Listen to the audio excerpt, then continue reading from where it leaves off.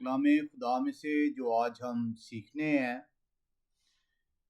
इसमें हम जो कलाम खुदा के अंदर देखेंगे वो पैदाइश ही की किताब में तूफ़ान नूह के अंदर उस अहद को देखेंगे जो खुदा ने तूफ़ान के बाद बनी नौ इंसान और तमाम जानदारों के साथ बांधा। अमूमी तौर पर इसको कलाम खुदा के अंदर इंग्लिश में रेनबो से ट्रांसलेट किया गया है, द साइन ऑफ रेनबो, और उर्दू में इसको जो उनसे कौसो कज़ा जो है कहकर पुकारा गया है। हम इस लफ्ज़ के माखज़ को देखेंगे कि ये इस लफ्ज़ का माखज़ क्या है, कहाँ से ये लफ्ज़ निकला है, क्या उसके माने थे, क्यों ये लफ्ज़ जो उनसे इस माने के अंदर इस्तेमाल हुआ है। वाक़े को तमाम लोग जानते हैं। हम जब इस लफ्ज़ को इब्रानी ज़बान के अंदर देखते हैं तो इब्रानी ज़बान के अंदर ये जो लफ्ज़ है इसकी स्ट्रॉन्ग कंकॉर्डेंस जो है H7198 है। इस लफ्ज़ की जो स्ट्रॉन्ग कंकॉर्डेंस इब्रानी ज़बान के अंदर है उसका नंबर है H7198, और ये लफ्ज़ है कैशत। कैशत लफ्ज़ को इंग्लिश में रेनबो कह के पुकारा गया है और इसी लफ्ज़ को उर्दू में कौसो कज़ा कह के पुकारा गया। जब आप मुख्तलिफ इंग्लिश की बाइबल्स को देखते हैं तो वहाँ पे एक्चुअल कैशत जो है इसको बॉ कहा गया, रेनबो नहीं कहा गया। इसको बॉ कमान कहा गया, कह के पुकारा गया। अब जब आप कमान का लफ्ज़ देखते हैं तो कमान जो सी है ये एक कर्व्ड वेपन है, एक ऐसा हथियार है जो कि कर्व्ड है, जो कि क्या उसे कहते हैं, खमदार है, और ये ऐसा हथियार है जिसके अंदर तीर डाला जाएगा और तीर डालने के बाद उसको जो है या तो आप शिकार के लिए इस्तेमाल करेंगे या फिर जंगों के अंदर इस्तेमाल होता है। तो ये कैशत जो लफ्ज़ इब्रानी ज़बान का है जो इंग्लिश के अंदर रेनबो कह के पुकारा गया है, पैदाइश की किताब तूफ़ान नूह में नूह में जब इस वाक़े को बयान किया गया, उस अहद को बयान किया गया है पैदाइश की किताब 9वें बाब के अंदर, तो यहाँ पे इंग्लिश ट्रांसलेशन में इसको जो है कह दिया गया है रेनबो। हालांकि जब इब्रानी ज़बान में आप देखते हैं तो ये रेनबो कह के ट्रांसलेट नहीं हुआ बल्कि ये बॉ कह के जो है ट्रांसलेट हुआ है, जिसका मतलब है कमान। अब इस कमान को जब आपने देखा तो कमान में हमने देखा कि ये जो है कमान ये सिर्फ पैदाइश की किताब 9वें बाब में इस्तेमाल नहीं हुआ बल्कि ये लफ्ज़ जो है ये मुख्तलिफ कलाम खुदा के अंदर मुख्तलिफ जगहों पे इस्तेमाल हुआ है। ये कुल लफ्ज़ जो है कैशत जो है ये 76 मरतबा जो है पुराने अहदनामे के अंदर आया है और 74 आयतों में जो है इसका जिक्र है। हम जो है इसको देखते हैं कि यहाँ पे खुदाए कुदूस जो है जब किसी को शिकस्त देनी है, उन्होंने उन लोगों को जो कि खुदाए कुदूस के हुक्म की नाफरमानी करते हैं उनको शिकस्त से आरास्ता करना है, उनकी जो रोब है, उनकी जो दबदबा है उसको उन्होंने तोड़ना है, तो वहाँ पे भी ये लफ्ज़ जो है कैशत इस्तेमाल हुआ है। हम यिर्मयाह नबी की किताब 50 बाब की जब 45वीं आयत में दे जाएं, यिर्मयाह नबी की किताब 50-45 में, तो वहाँ पे आपको नज़र आएगा लिखा हुआ है, पस यह हव्वा की मसलहत को जो उन्होंने बाबल के खिलाफ ठहराई है और उसके इरादा को जो उन्होंने कसदियों की सरजमीन के खिलाफ किया है, सुनो, यकीनन उनके गला के सबसे छोटों को भी घसीट ले जाएंगे, यकीनन उनका मस्कन भी उनके साथ बर्बाद होगा। तो यहाँ पे खुदाए कुदूस जौन से बाबल के बारे में बता रहे हैं कि किस तरीके से बाबल को जौन सी है वो शिकस्त होगी, उस गरूर को जौन से खुदाए कुदूस किस तरीके से तोड़ देंगे। हम इसी तरीके से एक और हवाले में आएंगे जहाँ पे ये लफ्ज़ इस्तेमाल हुआ है। अय्यूब नबी की किताब 29वें बाब की 20वीं आयत। अय्यूब नबी की किताब 29-20 के अंदर जब आप जाएं तो वहाँ पे लिखा हुआ है, मेरी शौकत मुझ में ताज़ा है और मेरी कमान मेरे हाथ में नहीं की जाती है।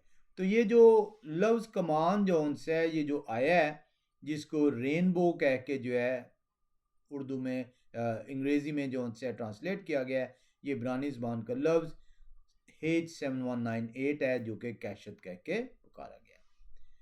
हम जो है इसको जब देखते हैं तो हमें अंदाज़ा होता है कि बेसिकली जो है ये जो लफ्ज़ है ये कौसो कज़ा के लिए इस्तेमाल नहीं हुआ था और ना ही इसको रेनबो के लिए जो उनसे है वो बयान किया गया। ये लफ्ज़ जो उनसे है खुदाए कुदूस अपने उस कुव्वत को, उस ज़ोर को, उस ताकत को जो है जो बनी इंसान की जुल्मत के ख़िलाफ़ इस्तेमाल करते हैं, उसको तोड़ने के लिए उस कमान का वो है ज़िक्र करते हैं।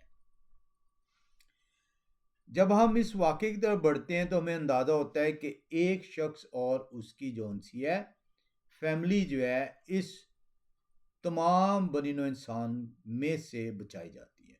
कुल 8 जानें जौन-सी हैं वो कलाम खुदा के मुताबिक तूफ़ान नूह के अंदर जो है बचाई गई हैं। आप देखते हैं कि नूह को हुक्म दिया जाता है, नूह को बताया जाता है कि बनी नौ इंसान का जो बदी है, जो बदकारी है, वो इस हद तक रोए ज़मीन के ऊपर जो है फैल चुकी हुई है कि खुदा बनी नौ इंसान से सख्त नाला है और उनको अब जो उनसे अपनी सज़ा का हुक्म देने लगे हैं और बनी नौ इंसान को जो उनसे इस रोए ज़मीन पे से बिल्कुल जो है फना करने लगे हैं। नूह जो है उनको हुक्म दिया जाता है कि आप अपने लिए कश्ती तैयार करें और उस कश्ती के अंदर जो है तमाम जो क्लीन एनिमल्स हैं, जो पाक जानवर हैं, उनके 7 जोड़े और जो अनक्लीन एनिमल्स हैं, नापाक जानवर हैं, उनके 2-2 जोड़े जो हैं रखें। नूह, उनकी बीवी, उनके बच्चे और उनकी बीवियाँ कुल मिला के 8 जानें जो हैं वो उस कश्ती के अंदर जाती हैं और आप देखते हैं कि तूफ़ान आता है इस रोए ज़मीन के ऊपर। तमाम चीज़ें जो सी उस तूफ़ान के अंदर तहबाला हो जाती हैं।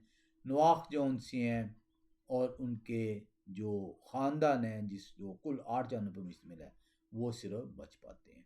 ये तूफ़ान जो उनसे है वो 1 साल से कुछ जो है दिन ज़्यादा रहता है। ये 370 जो उनसे हैं दिन का कलाम खुदा इसको बयान करता है। फिर आप देखते हैं कि वो तूफ़ान जब ख़त्म होता है तो वो कश्ती जो सी है पहाड़ की चोटी पर ठहर जाती है। तब भी जो उनसे पानी जो है उसे चंद महीने लगते हैं कि वो निकल सके और जो लोग हैं जो कश्ती के अंदर हैं और वो जो जानवर जो कश्ती के अंदर हैं वो जो है कश्ती से बाहर आ सके। ये तमाम जो उनसी हैं वो वाक़यात से तमाम लोग वाकिफ़ हैं। हम देखते हैं कि जब जानवर कश्ती से बाहर आते हैं और नूह और उनकी फैमिली कश्ती से बाहर आती है तो नूह जो हैं वो खुदाए कुदूस के आगे शुक्रगुजारी की जो उनसी है कुर्बानी गुजरानते हैं और खुदाए कुदूस जो है उस कुर्बानी को कबूल फरमाते हैं। अब यहाँ तक की स्टोरी जो उनसी है वो सबको इल्म है और उसके बाद जो हम सीखना चाह रहे हैं कि ये कमान का जो जिक्र है जिसे इंग्लिश में रेनबो कह के पुकारा गया है पैदाइश 9वें बाब के अंदर, ये बेसिकली क्या है। हाय हम पैदाइश की किताब 9वें बाब की 8 से 17वीं आयत के अंदर चलें जहाँ पे इस हुक्म को जो है बयान किया गया। जब आप पैदाइश 9वें बाब की 8 से 17वीं आयत में आते हैं तो वहाँ पे लिखा है और खुदा ने नूह और उनके बेटों से कहा। तो खुदाए कुदूस जो उनसे हैं मुखातिब हैं नूह और उनके बेटों से। अब यहाँ पे हमें जब हम ये पढ़ेंगे तो उसके बाद जो है हमें थोड़ा सा एहसास होगा कि यहाँ पे खुदाए कुदूस किस वादे का जिक्र कर रहे हैं, किन के साथ वादा किया जा रहा है और वादे की नोयत क्या है और उस वादे की जो सी है वो सनद क्या है, मोहर क्या खुदा कदूस ने ठहराई है। पैदाइश 9 बाब 8 से 17वीं आयत लिखती है, और खुदा ने नवाख और उनके बेटों से कहा, देखें मैं खुद आपसे और आपके बाद आपकी नस्ल से। खुदा कदूस कह रहे हैं कि ये मैं खुद आपसे कलाम करने लगा, ये मैं खुद जो अहद बांधने को हूं, इसमें एक फरीक अहद का मैं बजाते खुद। लिखा है, और सब जानदारों से जो आपके साथ हैं, क्या परिंदे, क्या चुपाए, क्या जमीन के जानवर, यानी जमीन के उन सब जानवरों के बारे में जो कश्ती से उतरे अहद करता। तो अगर आप देखेंगे तो अहद जौन से सिर्फ बनी नौ इंसान के साथ नहीं बांधा गया, अहद के अंदर जौन से खुदाए कदूस मौजूद हैं, और खुदाए कदूस जो अहद कर रहे हैं वो सिर्फ बनी नौ इंसान के साथ नहीं, बल्कि बनी नौ इंसान प्लस वो तमाम जानदार जो पाक और नापाक कश्ती के अंदर मौजूद थे, उनके साथ भी अहद बांधा गया। लिखा है आगे कलाम खुदा के अंदर, मैं इस अहद को तुम्हारे साथ कायम रखूंगा कि सब जानदार तूफान के पानी से फिर हलाक ना होंगे। अहद क्या है कि कोई जानदार फिर पानी के तूफान से हलाक नहीं किया जाएगा, और ना कभी जमीन को तबाह करने के लिए फिर तूफान आएगा। यानी कंप्लीट, ये नहीं कि तूफान नहीं आएगा, पानी का फ्लड्स नहीं आएंगे, फ्लड इस तरह नहीं आएगा कि तमाम रुए जमीन को जौन से तैयाब वाला करते। जगह जगह पे तो आएंगे, लेकिन तमाम रुए जमीन से अब जानदार को खत्म नहीं किया जाएगा पानी के जरिए से। कलाम खुदा आगे बयान कर रहा है, और 12वीं आयत में, और खुदा ने कहा कि जो अहद मैं अपने और तुम्हारे दरमियान और सब जानदारों के दरमियान जो तुम्हारे साथ हैं पुश्त दर पुश्त के लिए करता हूं, उसका निशान ये है। अब 12वीं आयत जो सी है, उस अहद के लिए निशान, उस अहद के लिए मोहर को जो है बयान कर रही। 13वीं आयत कहती है, मैं अपनी कमान को बादल में रखता हूं। अब यहां पे रेनबो जोन है वो कौसो कजा है। अमूमी तौर पर आप रेनबो जोन है लफ्ज आपके ज़हनों में आता है, क्योंकि most of the English Bibles के अंदर जोन है रेनबो ट्रांसलेट हुआ है, जो इब्रानी ज़बान का लफ्ज जोन है कैशद से जो है ट्रांसलेट हुआ है। लेकिन उर्दू में जब आप देख रहे हैं तो कौसो कजा का लफ्ज नहीं आया, कमान का लफ्ज आया, क्योंकि कैशद जोन सी है जो इब्रानी ज़बान का लफ्ज है, जो ओरिजिनल जो है मतन के अंदर है, ये उस कमान को जाहिर कर रहे हैं जो खुदाए कदूस की कुव्वत है, जो खुदाए कदूस की ताकत है, जो खुदाए कदूस का खासा है। वो उस कमान को जो से अब बनी नो इंसान के लिए रहमत के तौर पर जो है निशानी ठहरा रहे हैं। लिखा है कलाम खुदा के अंदर, मैं अपनी कमान को बादल में रखता हूं,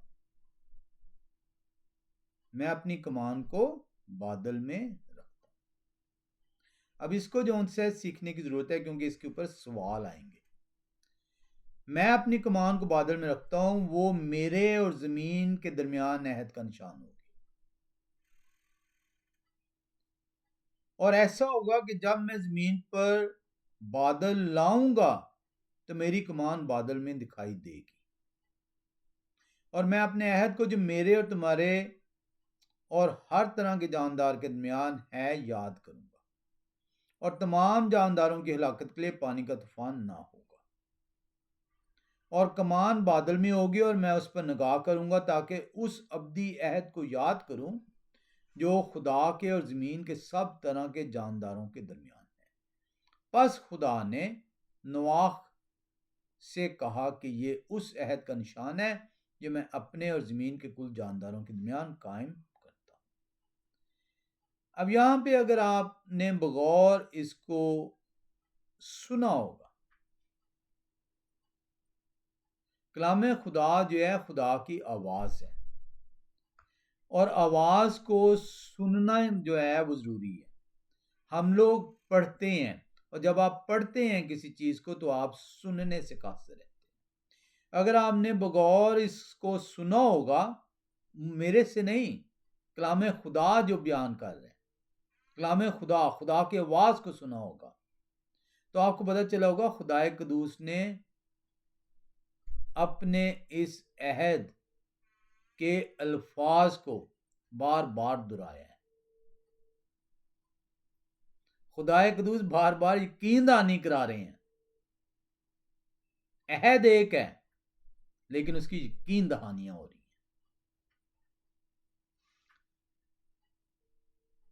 अब ये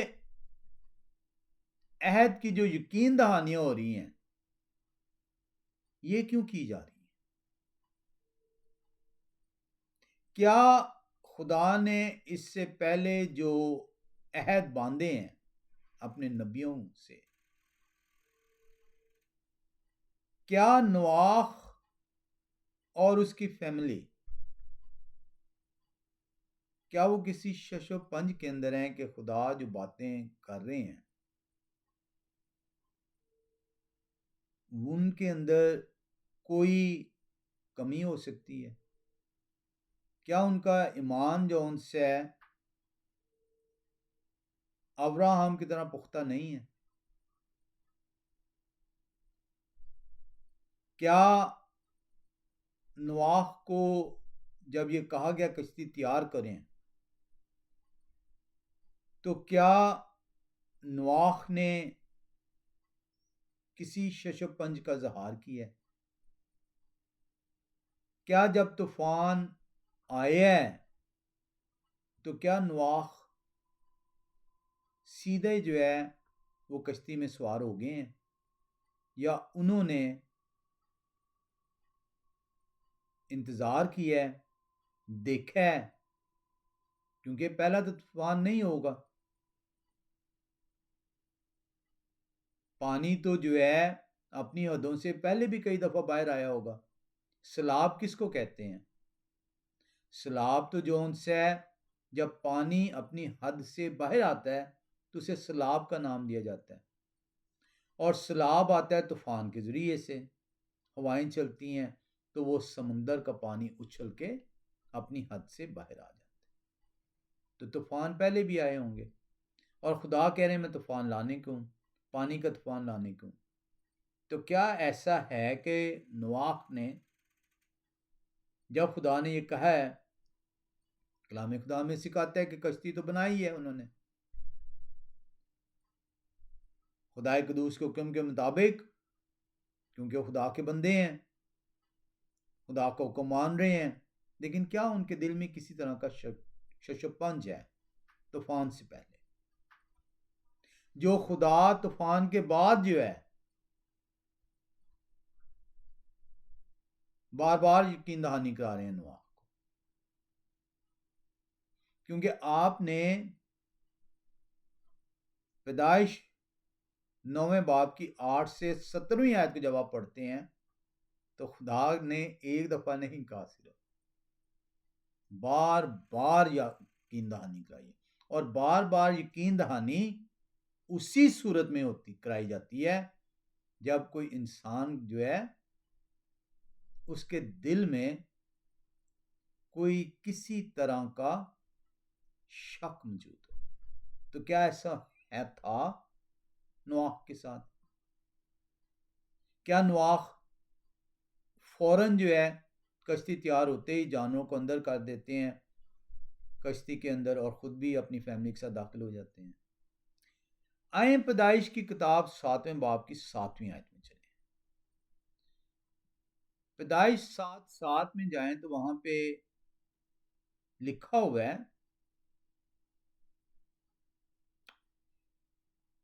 तब नवाख और उनके बेटे और उनकी बीवी और उनके बेटों की बीवियां उनके साथ तूफान के पानी से बचने के लिए कश्ती में गए।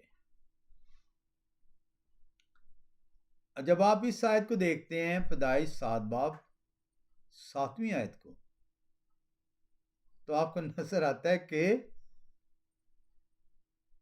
तूफान आ गया है, पानी बाहर आ गया हदों से, बारिश हो रही है जोर से, पानी फैल रहा है।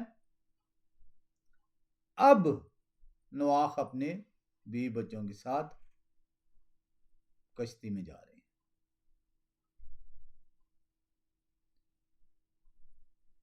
शायद उन्हें ये यकीन नहीं था, कश्ती तो उन्होंने बना ली है, क्योंकि यही तो लोग हंस रहे थे उन पे कि कर क्या रहे हैं आप, इतनी बड़ी कश्ती किसके लिए बना रहे हैं, क्यों बना रहे हैं। और अब आप पैदाइश 7 बाब की 7वीं आयत में देख रहे हैं, और वहां पे लिखा है कि पानी से बचने के लिए। और इसी को जो है लेकर जो यहूदी रबी हैं वो बयान करते हैं, रबी राशि जो हैं वो बयान करते हैं, वो कहते हैं कि पैदाइश 7वें बाब की 7वीं आयत कलाम खुदा के अंदर ये बयान करती है कि नूह के दिल के अंदर कोई थोड़ी सी जौन सी है वो बेचैनी मौजूद थी, और जब उन्हें लगा कि अब वो नहीं बच सकेंगे, तब उन्होंने कश्ती के अंदर जाने में आफियत समझी।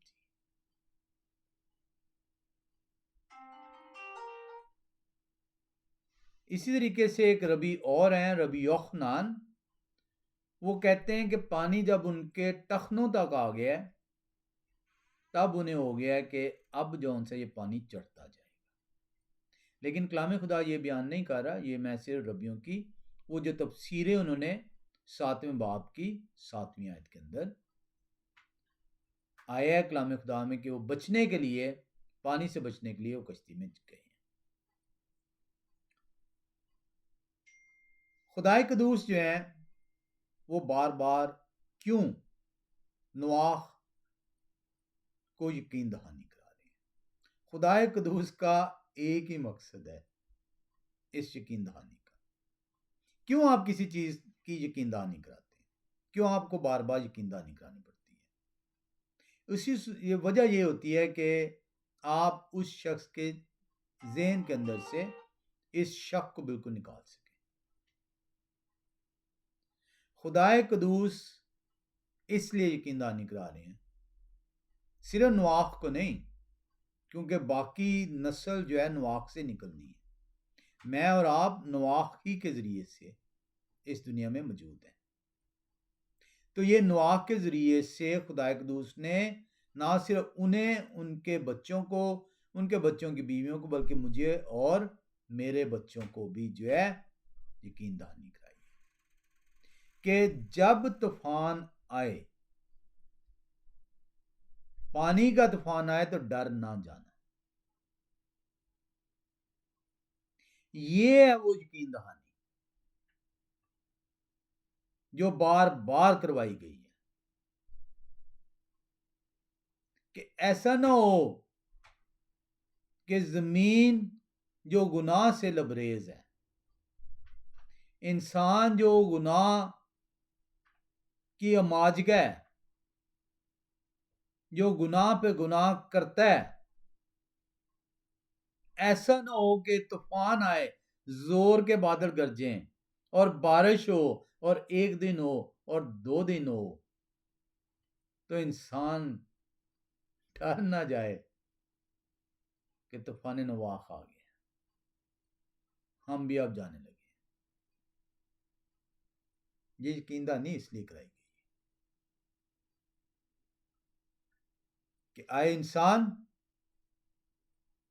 तूने अब जो उनसे घबराना नहीं, तेरी नेकियां तुझे बरकतों की तरफ ले चलेंगी, लेकिन तेरी बदी तेरी हलाकत का सबब ठहरेगी। लेकिन मैं तुझे हलाक पानी के तूफान से नहीं करूंगा। ये इंसान के लिए खुदा की तरफ से एक अहद है कि आइंदा से इंसान और जानदार को पानी के तूफान से हलाक नहीं किया जाएगा। कितना बड़ा वादा है। तूफान नवाह के बाद हजारों लोग सैलाब के नजर हुए हैं, लेकिन बनी नो इंसान का खात्मा नहीं हुआ, क्योंकि खुदा ने अपना अहद बांधा है। और अहद का निशान क्या है? खुदा का जोर, जो कमान की सूरत है, वो बादलों के अंदर आपको नजर आती है। और खुदा कहते हैं कि मैं अपनी कमान बादलों में रखता हूं और मैं उस पर निगाह करूंगा। अब यहां पे सवाल जो हमने सीखना है, कमेंट्री ये सभी को जो उनसे इस तूफान नवाह का वाकया इलम है। सवाल हमने ये सीखना है कि क्या ये कमान जो उनसी है खुदाए कदूस ने तूफान नवाह के बाद जो उनसी है बादलों में रखी है, या ये कमान जो उनसी है ये तूफान नवाह से पहले भी जो है लोगों को नजर आती रही है। तो मुख्तलिफ कमेंटेटर जो उनसे हैं इस पे मुख्तलिफ कमेंट्री करते हैं। आए हम फिर से एक मरतबा पैदाइश की किताब 9वें बाब के अंदर चलें और 12वीं और 13वीं आयत को देखें।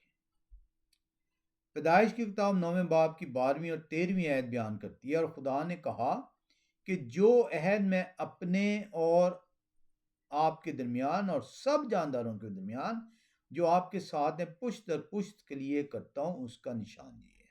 12वीं आयत में निशान का जिक्र किया जा रहा है। 13वीं आयत पैदाइश 9वें बाब की, उसके अंदर उस निशान को बयान कर दिया गया है। लिखा है कि मैं अपनी कमान को बादल में रखता हूं, वो मेरे और जमीन के दरमियान अहद का निशान होगी। अब यहां पे बज़ाहिर इस ट्रांसलेशन को जब आप देखते हैं तो वो आपको नजर आता है कि ये तूफान नवाह के बाद आई है कमान। बज़ाहिर उर्दू ट्रांसलेशन जब आप पढ़ते हैं और most of the English translations, तो वहां पे आपको इन ट्रांसलेशंस के जरिए से ऐसा लगता है कि ये कमान जो उनसी है खुदा की, जो आपको 7 रंगों की नजर आती है, जिसे रेनबो कह के पुकारा जाता है, कौसर कज़ा कहा जाता है, ये तूफान नवाह के बाद आई है। एक रबी जो उनसे हैं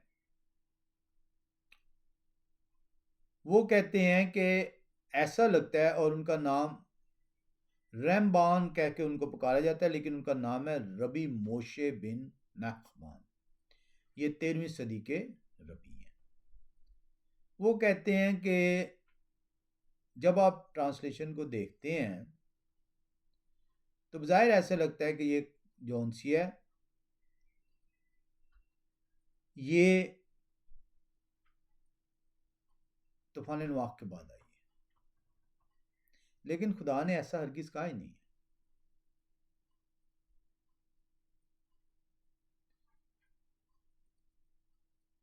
ट्रांसलेशन के अंदर जब आप इसको देखते हैं तो आप 13वीं आयत जो उनसी है वो कहती है आई हैव सेट माय बो कैशत इन द क्लाउड, यानी कमान पहले से मौजूद है, अब से कमान जो सी है निशान ठहरेगी।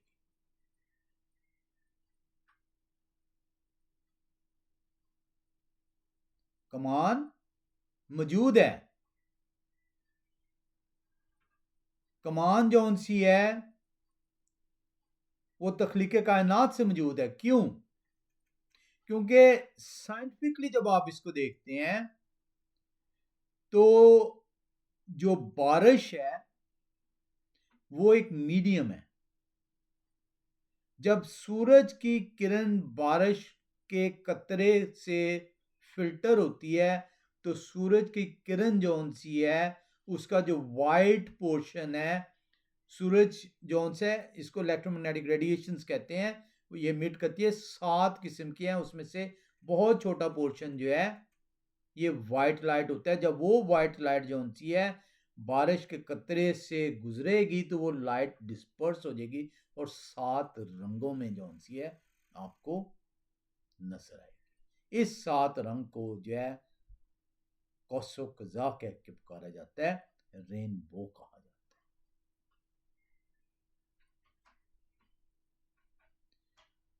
तो ऐसा तो मुमकिन नहीं है कि तूफान नवाक से पहले बारिश ना हो रही हो,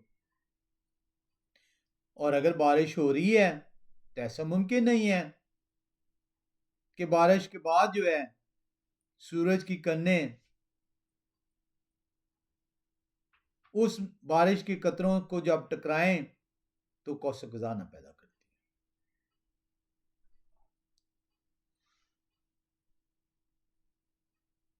तो कलाम खुदा हरगिज ये नहीं कह रहा कि ये कौसो कज़ा जो है ये इफेक्ट जो है, ये जो साइंटिफिक इफेक्ट है डिस्पर्शन ऑफ लाइट का, ये तूफान नवाक से पहले नहीं था।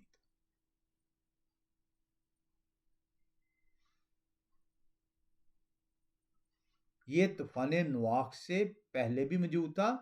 तूफान नवाक के बाद इसे निशानी के तौर पर बनी नौ इंसान के साथ अहद का जो है निशान ठहरा दिया गया।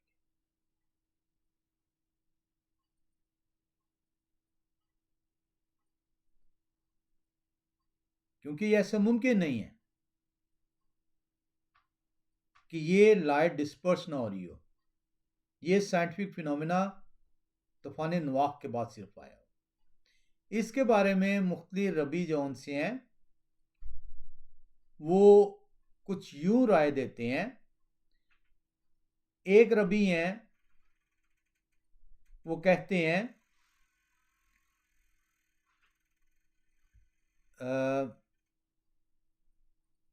उनका जो नेख मनाइड्स हैं वो कहते हैं कि तूफान नवाक से पहले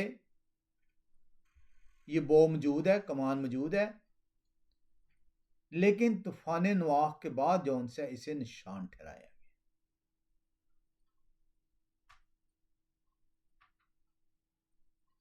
रबी अब्राहम जो है इब्ने अजरा वो कहते हैं कि मसला ये था कि तूफान के बाद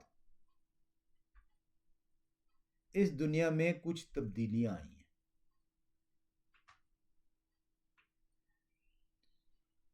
पहले जो लाइट डिस्पर्स होती थी वो इंसान को इस तरीके से उसकी विजिबिलिटी नहीं थी। उसकी वजह जौन सी है इब्ने अजरा बयान करते हैं कि सूरज इतनी हिद्दत नहीं रखता था। और अब्राब नैल रबी जौन से वो कहते हैं कि जो फजा है इसको हल्का कर दिया गया। सूरज की शिद्दत तेज हो गई है और फजा हल्की हो गई है। अब सूरज की किरणें जो सी हैं वो फिल्टर हो जाती हैं फजा से, और जब वो पानी को जो है हिट करती हैं तो लाइट डिस्पर्स हो जाती है। वो ये तावील देते हैं। एक और रवी हैं, वो कहते हैं, उनका नाम है लुबाव विचर रबी हैं। वो कहते हैं कि गो के तूफान बनी नो इंसान के लिए हलाकत का सबब ठहरा, लेकिन बनी नो इंसान ही के लिए ये नेमत बन गया। हलाकत का सबब बनी नो इंसान की बदकिरदारी की वजह से ठहरा, और नेमत इसलिए बन गया कि खुदाए कदूस ने अपनी रहमत जौन सी है इस तूफान के जरिए से बनी नो इंसान पे आश्कारा कर दी। खुदाए कदूस ने कहा कि अब से मैं तमाम जानदारों को, बनी नो इंसान को, चाहे वो उनकी बदी हद से ज्यादा बढ़ जाए, पानी के तूफान से लाभ नहीं करूंगा।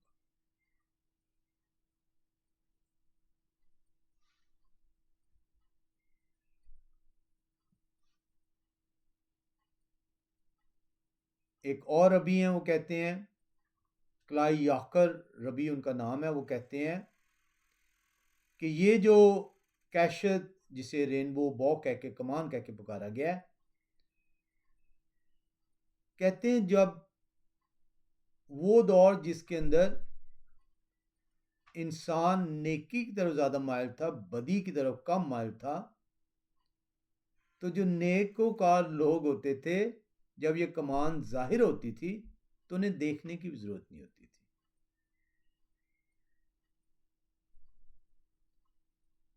क्योंकि उनका ध्यान सिर्फ खुदा की मर्जी के मुताबिक अपनी जिंदगियां बसर करना था।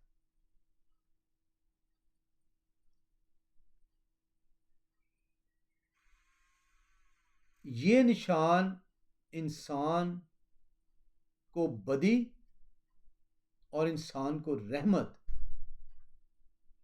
दोनों की तरफ लेकर चलता है।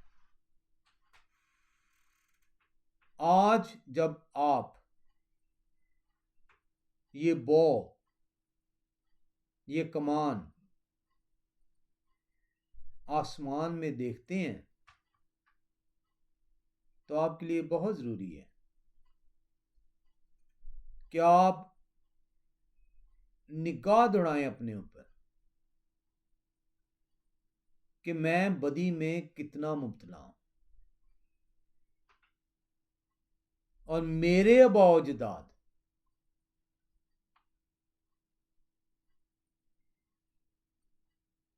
जब बदी के अंदर मुब्तला हुए तो खुदा ने उन्हें कैसे हलाक किया। ये मेरे और आपके लिए ये जो कमान है एक सबक है, ये तफरी नहीं है।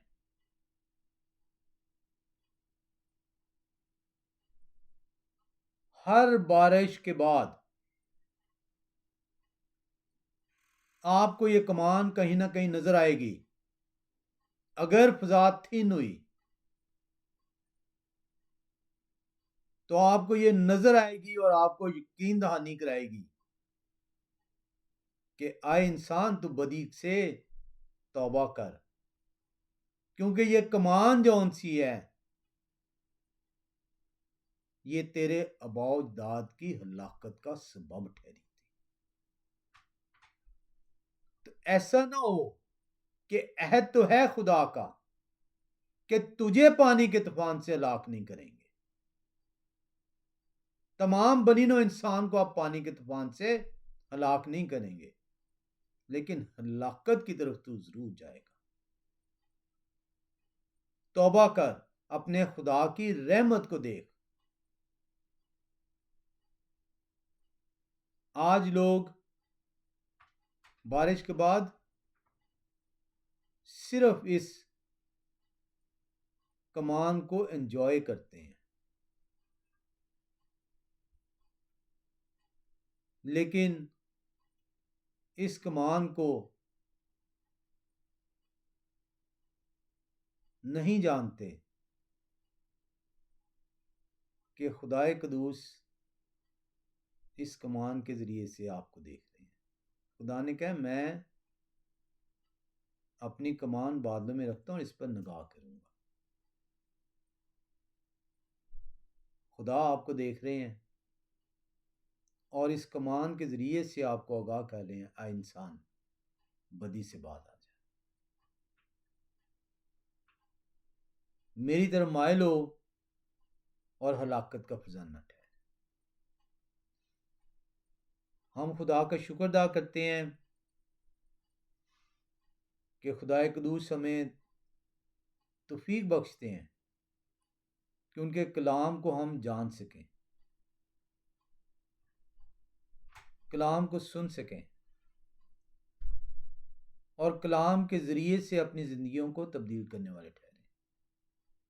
आए इंसान, जब तू ये कमान अब देखे, अपनी बदी पे निगाह करना, अपने खुदा की रहमत को याद करना कि उन्होंने तेरे लिए कफारा दी है।